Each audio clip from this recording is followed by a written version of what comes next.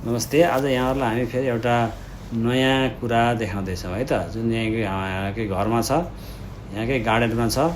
घरलाई सुन्दर बनाउनको लागि घर वरिपरि रोपिरहनु भएको छ, पूजामा ल्याउनुहुन्छ।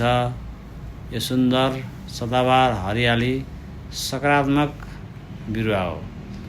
यो बिरुवा यो धुपी औषधीय गुण भएको कारणले हामीलाई हाम्रो जीवनलाई सहज बनाइदिने कारणले, सकारात्मक सोच बढाउने भएको कारणले हामीसँगै यो साथीको रूपमा बसिरहेको हुन्छ। त्यसो भएर आज हामीले यसलाई टिपेर ल्यायौँ, बनाउँदैछौँ। यो औषधीय गुण भएको धुपी, आज हामी धुपी अथवा थुजा, यसलाई औषधीय भाषामा थुजा भनिन्छ, थुजा अक्सिडेन्टालिस। घरमा धुपी, धर्ममा धुपी, औषधीमा पनि धुपी। चिन्नुभयो? हजुरको घरमा पनि छ, चिनाउनै परेन। अब यसका गुणहरू सम्झिनुहोस् है त। धुपी शुभ र पवित्र बिरुवा हो। यो सदाबहार हरियो हुन्छ। दीर्घायु, शान्ति र समृद्धिको प्रतीक मानिन्छ। यसबाट आउने सुगन्धले वातावरण शुद्ध हुने विश्वास छ। वातावरण, सौन्दर्य, हरियाली, सुगन्धित तेलका कारण किराहरू भगाउन सहयोग पुग्छ। घर वरिपरि धुपी राख्दा अथवा धुपी रोप्दा नकारात्मक ऊर्जा कम भई सकारात्मक वातावरण बन्ने विश्वास गरिएको छ। धुपी अब यो होमियोप्याथिकमा यसलाई थुजा भन्ने नामले चिनिन्छ। थुजा के काम गर्छ? यहाँको हातमा मुसा जस्तो सानो मासुका डल्लाहरू देखिन्छ। यस्तोमा देखिन्छ सानो मासुका डल्लाहरू। खुट्टाको पैतालामा खिल पर्छ, कर्न भन्छ, थुजा वार्ड्स हुन्छ। त्यसको लागि यो अत्यन्त उपयोगी छ। र यो कसरी लगाउने? यहाँको घरमै छ, यहाँले वर्षौँदेखि पालिरहनु भएको छ। वार्ड्स, मुसा, खिल आइरहेछ, तर यहाँलाई दबाईको बारेमा थाहा नभएको कारणले लगाउनु भएको छैन। अनि नराम्रो सौन्दर्यमा त कमी भयो होला। हातमा आउँछ होइन, हातमा आउँछ, घाँटीमा पनि आउँछ, शरीरको विभिन्न भागमा मुसा आउँछ। मुसा कसरी आउँछ त भने ह्युमन पेपिलो भाइरसको कारणले मुसा अथवा वार्ड्स आउँछ। यसले बिस्तारै यसमा चाहिँ मसलहरू ग्रोथ गराउँछ ह्युमन पेपिलो भाइरसले।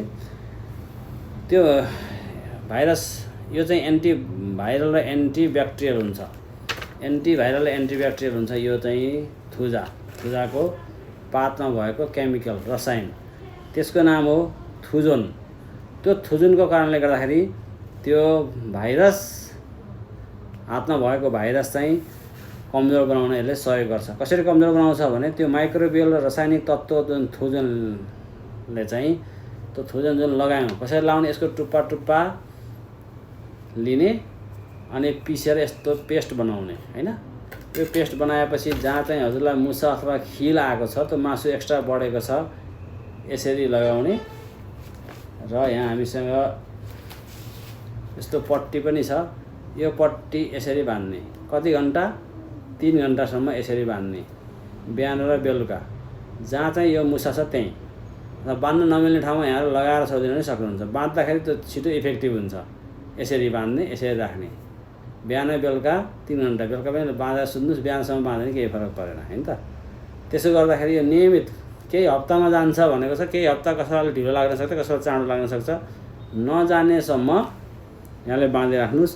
यो कस्तो भएर जान्छ? सानो कालो सेतो भएर यो चाहिँ निस्केर यहाँबाट हराएर जान्छ। र यसले चाहिँ लगाउँदाखेरि के हुन्छ भने यो शरीरको प्रतिरोधात्मक क्षमता पनि बढाउँछ। यसले चाहिँ एन्टी माइक्रोबायल भएको कारणले, एन्टिभाइरल भएको कारणले यसले चाहिँ यहाँ आउने ब्याक्टेरियालाई आउन दिन्न, यसलाई कमजोर हुन दिन्न। त्यसपछि यसको इम्युनिटी अटोमेटिक बढ्छ स्किनको। त्यसपछि चाहिँ यो शरीरबाट निस्केर भाग्छ।